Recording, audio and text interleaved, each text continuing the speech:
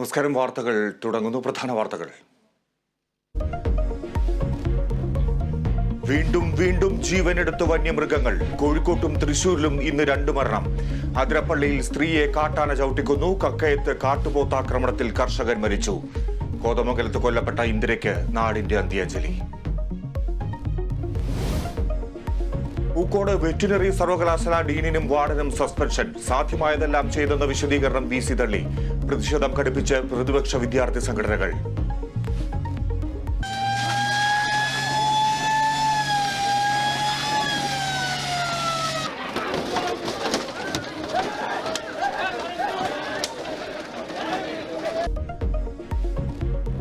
അന്വേഷണത്തിൽ തൃപ്തിയില്ലെന്ന് സിദ്ധാർത്ഥന്റെ പിതാവ്. ബില്ലുകളിൽ വീണ്ടും സർക്കാർ തിരിച്ചടി. ക്ഷീരസംഘം സഹകരണ ബിൽ രാഷ്ട്രപതി തള്ളി. അനുമതി ലഭിക്കാത്ത ബില്ലുകളുടെ എണ്ണം 4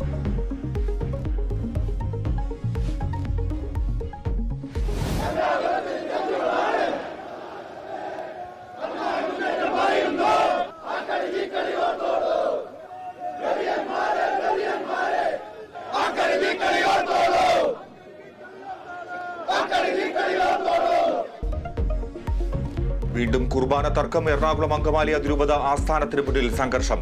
ചേരി തിരിഞ്ഞ് വിശ്വാസികൾ. കൊല്ലം കരുനാഗപ്പള്ളിയിൽ മക്കളെ തീ കൊളുത്തി അമ്മ ജീവനൊടുക്കി. പാലായിൽ ഭാര്യയെയും മക്കളെയും കൊലപ്പെടുത്തി ഭർത്താവ് ജീവനൊടുക്കി. ചെങ്കോട്ടുകോണത്ത് യുവാവ് പെട്രോൾ ഒഴിച്ച് തീ കൊളുത്തിയ യുവതി മരിച്ചു.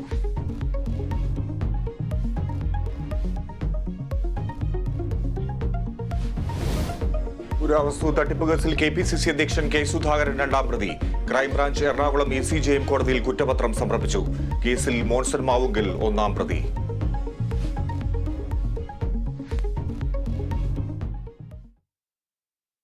വിശദാംശങ്ങളിലേക്ക്. അതിരപ്പള്ളിയിൽ കാട്ടാന ആക്രമണത്തിൽ സ്ത്രീ മരിച്ചു.